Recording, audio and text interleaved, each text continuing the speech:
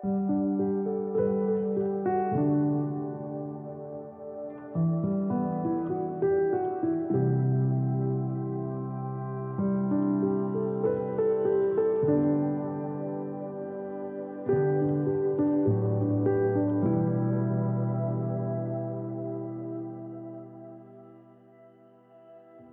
friends, and welcome to this calm reading of the story The Man on the Train by Lucy Maud Montgomery. It's time to find a comfortable and safe place to relax. Your sofa, your bed, your favorite chair. And let us begin this story. When the telegram came from William George, Grandma Sheldon was all alone with Cyrus and Louise. And Cyrus and Louise, aged respectively 12 and 11, were not very much good, Grandma thought, when it came to advising what was to be done. Grandma was all in a flutter, dear oh dear, as she said.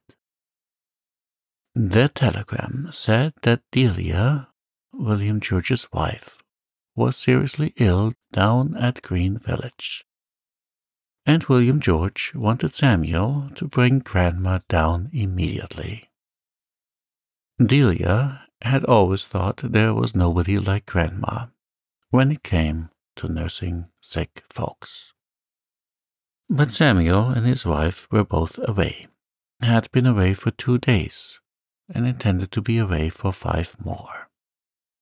They had driven to Sinclair, 20 miles away, to visit with Mrs. Samuel's folks for a week.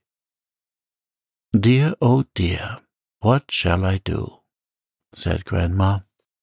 Go right to Green Village on the evening train, said Cyrus briskly. Dear, oh dear, and leave you two alone? Cried Grandma. Louise and I will do very well until tomorrow, said Cyrus sturdily. We will send word to Sinclair by today's mail, and Father and Mother will be home by tomorrow night. But I never was on the cars in my life, protested Grandma nervously. I'm so frightened to start alone, and you never know what kind of people you may meet on the train. You'll be all right, Grandma. I'll drive you to the station, get your ticket, and put you on the train. Then you'll have nothing to do until the train gets to Green Village. I'll send a telegram to Uncle William George to meet you. I shall fall and break my neck getting off the train, said Grandma pessimistically. But she was wondering at the same time whether she had better take the black valise or the yellow, and whether William George would be likely to have plenty of flaxseed in the house. It was 6 miles to the station, and Cyrus drove Grandma over in time to catch the train that reached Green Village at 9 o'clock. Dear, oh dear, said Grandma, what if William George's folks ain't there to meet me? It's all very well, Cyrus, to say that they will be there, but you don't know. And it's all very well to say not to be nervous because everything will be all right. If you were 75 years old and had never set foot on the cars in your life, you'd be nervous too. And you can't be sure that everything will be all right. You never know what sort of people you'll meet on the train. I may get on the wrong train, or lose my ticket, or get carried past Green Village, or get my pocket picked. Well, no, I won't do that, for not 1 cent will I carry with me. You shall take back home all the money you don't need to get my ticket. Then I shall be easier in my mind. Dear, oh dear, if it wasn't that Delilah is so seriously ill, I wouldn't go 1 step. Oh, you'll be all right, Grandma, assured Cyrus. He got Grandma's ticket for her and Grandma tied it up in the corner of her handkerchief. Then the train came in, and Grandma, clinging closely to Cyrus, was put on it. Cyrus found a comfortable seat for her and shook hands cheerily. "Goodbye, Grandma. Don't be frightened. Here's the Weekly Argus. I got it at the store. You may like to look over it." Then Cyrus was gone, and in a minute the station house and platform began to glide away. "Dear, oh dear, what has happened to it?" thought Grandma in dismay. The next moment she exclaimed aloud, "Why, it's us that's moving, not it." Some of the passengers smiled pleasantly at Grandma. She was the variety of old lady at which people do smile pleasantly. A grandma with round pink cheeks, soft brown eyes, and lovely snow-white curls is a nice person to look at, wherever she is found. After a while, Grandma, to her amazement, discovered that she liked riding on the cars. It was not at all the disagreeable experience she had expected it to be. Why, she was just as comfortable as if she were in her own rocking chair at home. And there was such a lot of people to look at, and many of the ladies had such beautiful dresses and hats. After all, the people you met on a train, thought Grandma, are surprisingly like the people you meet off it.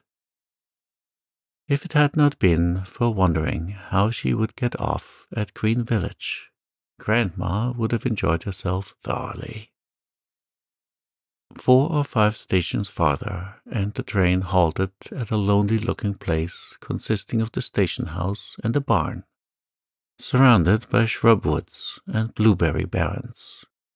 One passenger got on, and, finding only one vacant seat in the crowded car, sat right down beside Grandma Sheldon. Grandma Sheldon held her breath while she looked him over. Was he a pickpocket? He didn't appear like one, but you can never be sure of the people you meet on the train. Grandma remembered with a sigh of thankfulness that she had no money. Besides, he seemed really very respectable and harmless. He was quietly dressed in a suit of dark blue serge with a black overcoat. He wore his hat well down on his forehead and was clean-shaven. His hair was very black, but his eyes were blue. Nice eyes, Grandma thought. She always felt great confidence in a man who had bright, open blue eyes. Grandpa Sheldon, who had died so long ago, 4 years after the marriage, had had bright blue eyes. To be sure, he had fair hair, reflected Grandma. It's really odd to see such black hair with such light blue eyes.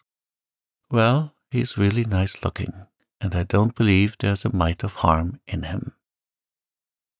The early autumn night had now fallen, and Grandma could not amuse herself by watching the scenery. She bethought herself of the paper Cyrus had given her, and took it out of her basket. It was an old weekly, a fortnight back.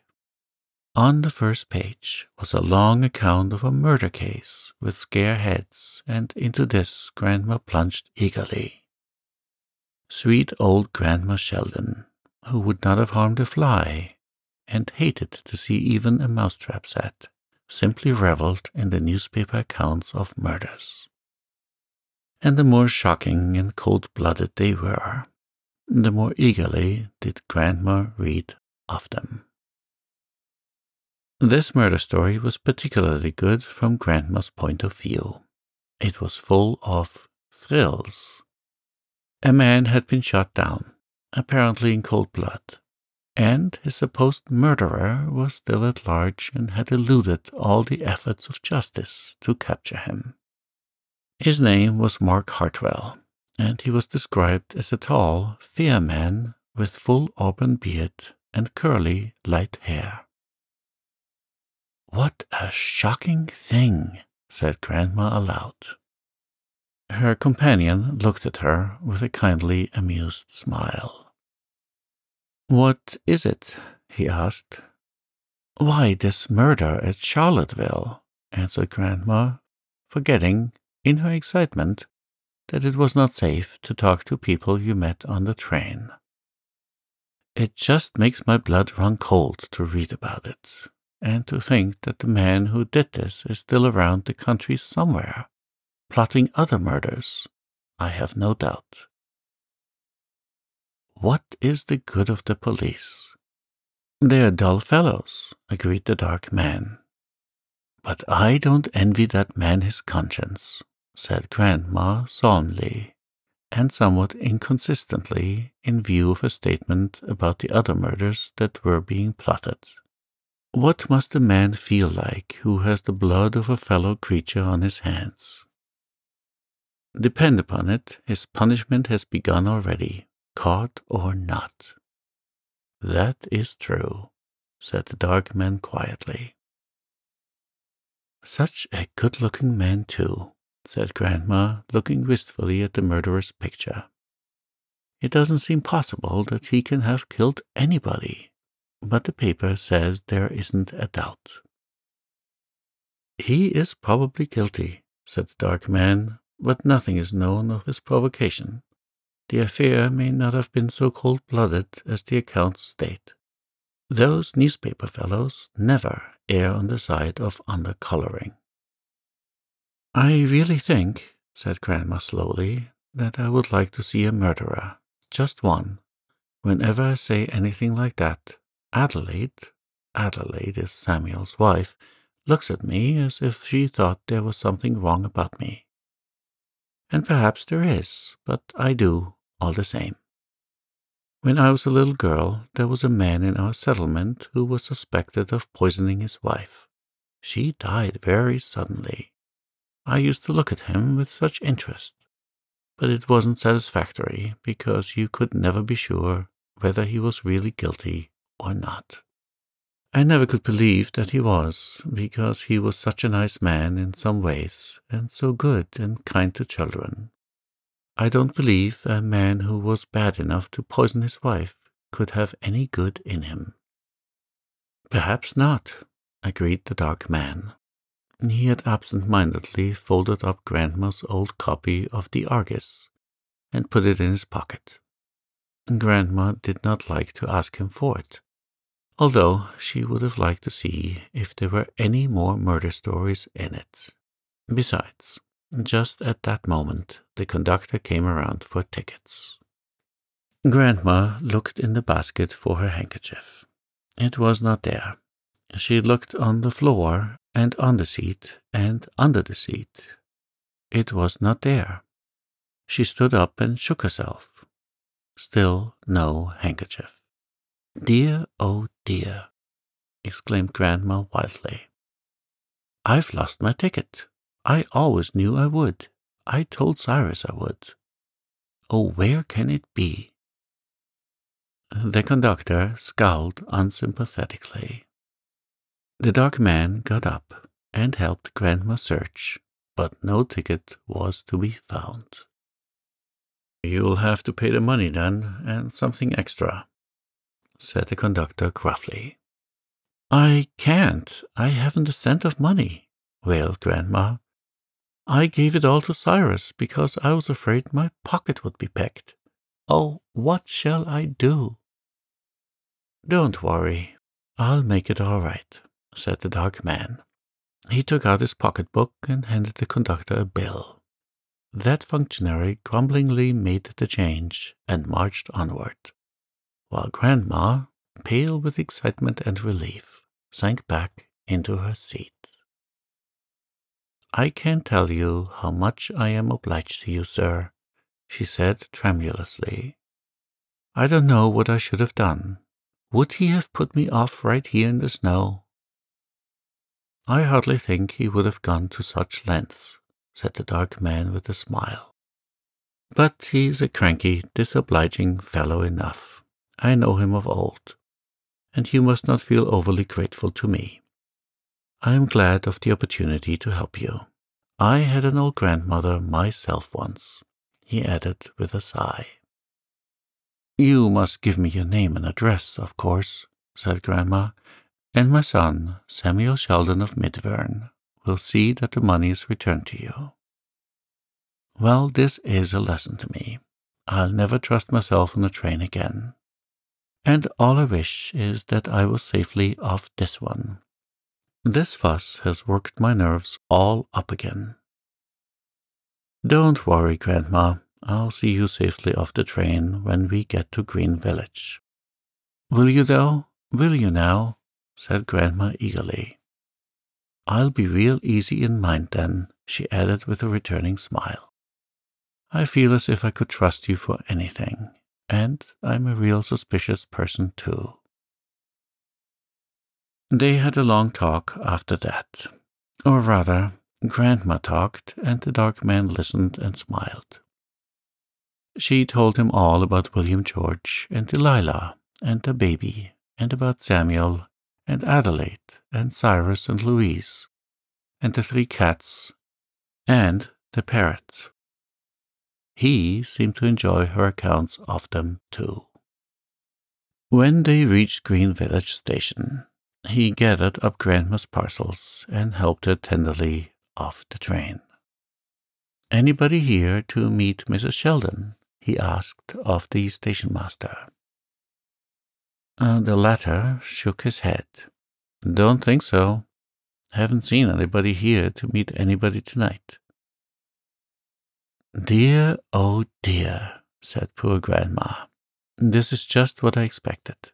They've never got Cyrus's telegram. Well, I might have known it. What shall I do?" "How far is it to your son's?" asked the dark man. "Only half a mile, just over the hill there, but I'll never get there alone this dark night." "Of course not, but I'll go with you. The road is good. We'll do finely." "But that train won't wait for you," gasped Grandma, half in protest. "It doesn't matter. The Starmont freight passes here in half an hour, and I'll go on her. Come along, Grandma." "Oh, but you're good," said Grandma. "Some woman is proud to have you for a son." The man did not answer. He had not answered any of the personal remarks Grandma had made to him in her conversation. They were not long in reaching William George Sheldon's house, for the village road was good, and Grandma was smart on her feet. She was welcomed with eagerness and surprise.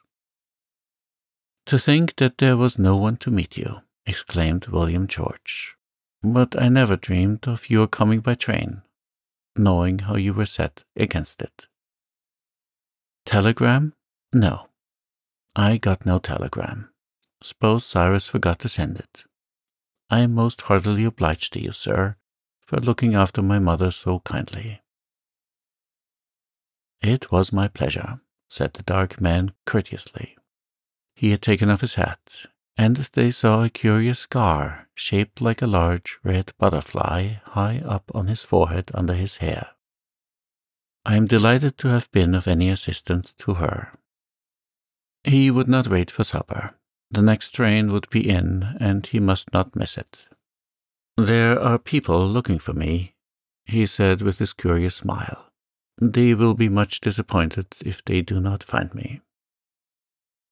He had gone, and the whistle of the Starmont freight had blown before Grandma remembered that he had not given her his name and address. "Dear, oh dear, how are we ever going to send that money to him?" she exclaimed. "And he's so nice and good-hearted." Grandma worried over this for a week, in the intervals of looking after Delilah. One day, William George came in with a large city daily in his hands.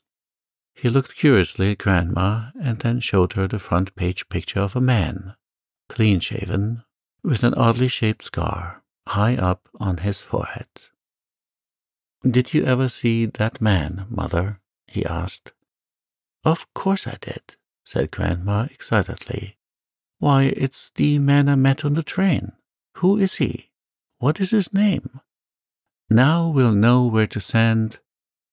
That is Mark Hartwell, who shot Amos Gray at Charlottesville 3 weeks ago, said William George quietly.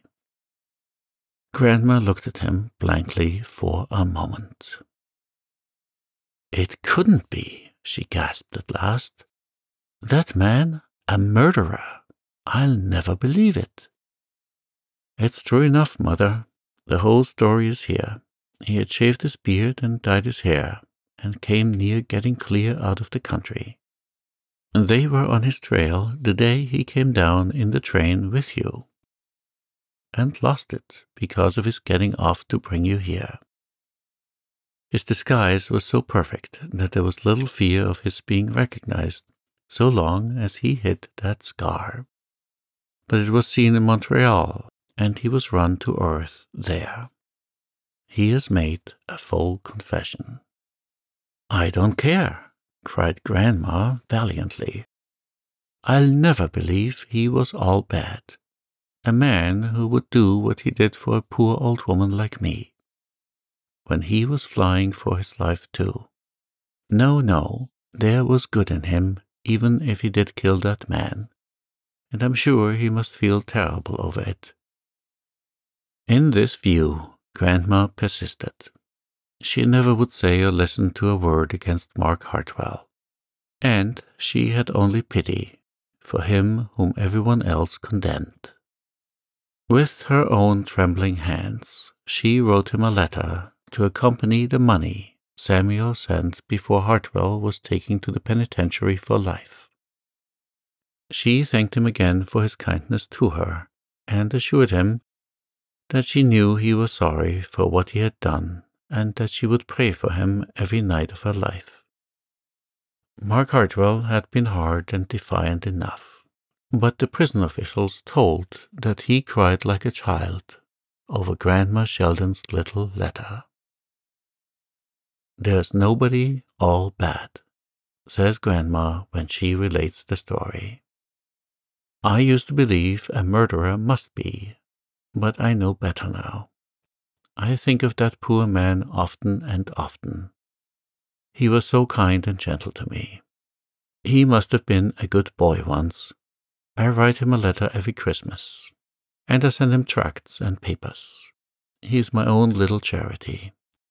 But I've never been on the cars since, and I never will be again. You never can tell what will happen to you or what sort of people you'll meet if you trust yourself on a train.